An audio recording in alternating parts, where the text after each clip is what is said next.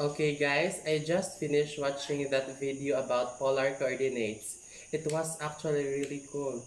I think I get the difference between rectangular x and y and polar radius angle coordinates now. Same. Rectangular coordinates use the x and y axis, while polar coordinates use the radius and an angle from the positive x-axis. So instead of moving horizontally and vertically, we rotate and then move outward. Exactly. So a polar coordinate is written as radius and angle where r is the distance from the origin and angle is the angle in degrees or radians. Right, and they mentioned that positive angles are measured counterclockwise while negative angles go clockwise from the positive x-axis. Okay, so let's try an example together. So say we want to plot the point 3 and 45 degrees, what would we do? First, we draw concentric circle, one with radius 1, one with 2, and one with 3. And then, since the angle is 45 degrees, we draw a ray that starts at the origin and goes out at 45 degrees. That ray intersects the circle of radius 3, so the point is located there. Perfect, just like that 45 degrees is in the first quadrant between 0 degrees and 90 degrees. So we know it's up and to the right. What about something in radians like 2 and 3 pi over 4? Let's convert it to degrees. So 3 pi over 4 times 180 degrees over pi equals 135 degrees. So 135 degrees is in quadrant 2, between 90 degrees and 180 degrees. So we go out to radius 2 along that 135 degrees line. That point would land between the second and third circles, right at the second one. Here, this is our plot for 2 and 135 degrees. So cool how the direction changes based on angle. But the part that mess with my head a bit is when radius is negative, like say we want to plot negative 2 and 60 degrees. How do we deal with that? That part is tricky. Remember what the video said, when r is negative, we move in the opposite direction of angle. So for negative 2 and 60 degrees,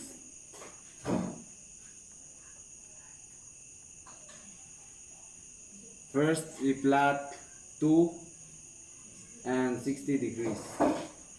So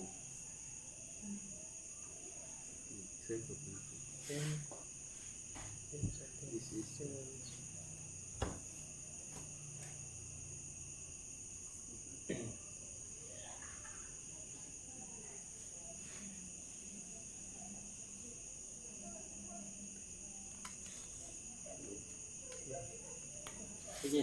which would be in the quadrant 1. But since r is negative, we go to the opposite side of the ray by adding 180 degrees to the angle.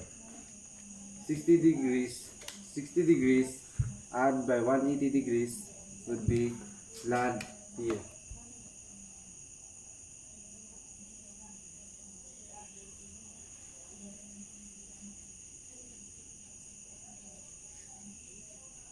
This is the 60 degrees and this is the 240 degrees. So 60 degrees plus 180 degrees equals 240 degrees. That's where the point negative 2 and 60 degrees ends up. Along the 240 degrees direction, radius 2. Let's try another one. Negative 3 and 120 degrees.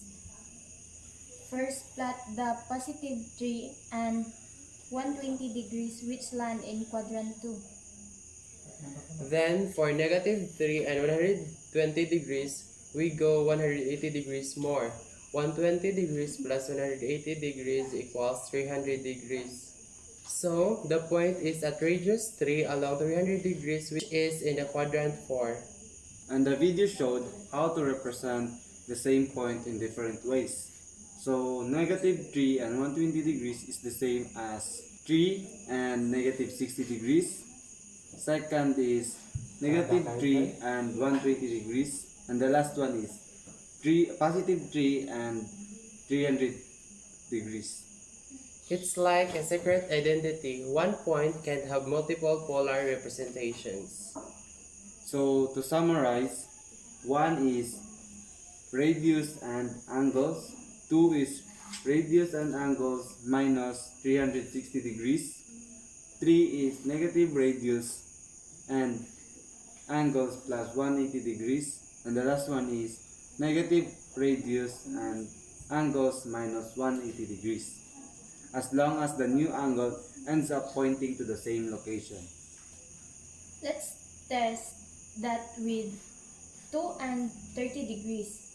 What are the 3 other polar coordinates for the same point? Alright, first one is the original, which is the 2 and the 30 degrees. And the second one is same, radius and angles minus 360 degrees is 2 and negative 360 degrees.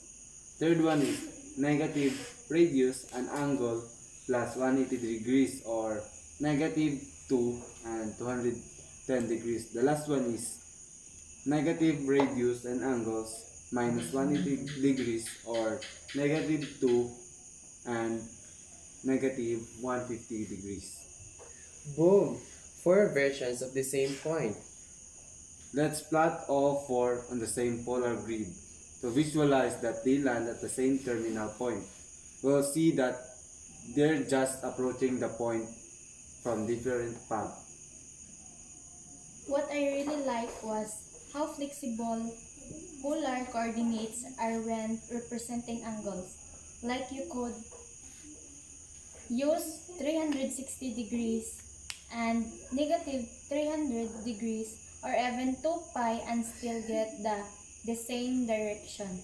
True, and sometimes it's better to use radians in trigonometric functions, especially for calculating arc lengths or area of sectors. That reminds me, polar coordinates are super useful in real-life applications like navigation, robotics, electrical engineering, and even modeling spiral galaxies.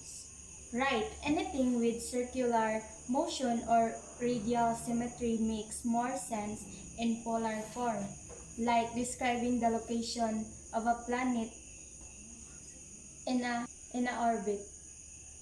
So if someone gives you radius and angles and asks for rectangular form x and y, we can convert using x equals r times cosine angles, or y equals radius times sine angles.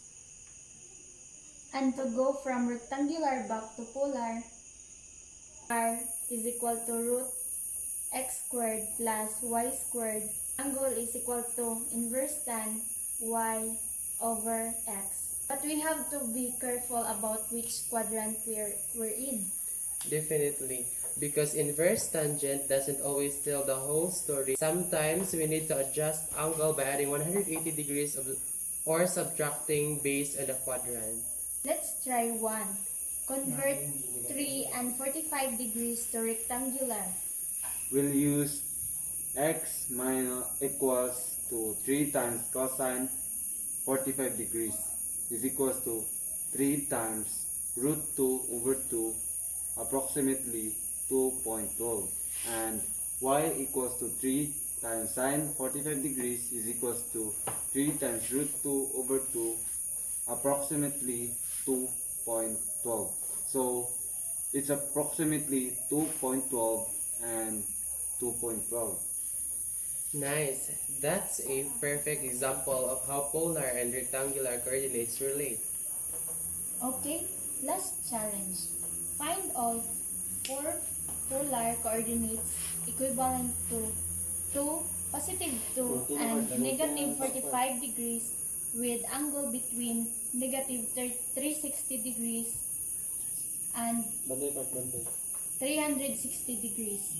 Let's go. First, positive 2 and negative 45 degrees. Second is positive 2 and 315 degrees, since negative 45 degrees plus 360 degrees. Third, negative 2 and 135 degrees, add 180 to angle. Fourth, negative 2 and negative 225 degrees, subtract 180 degrees from negative 45 degrees. Boom. Awesome work, everyone. I feel like really get this now.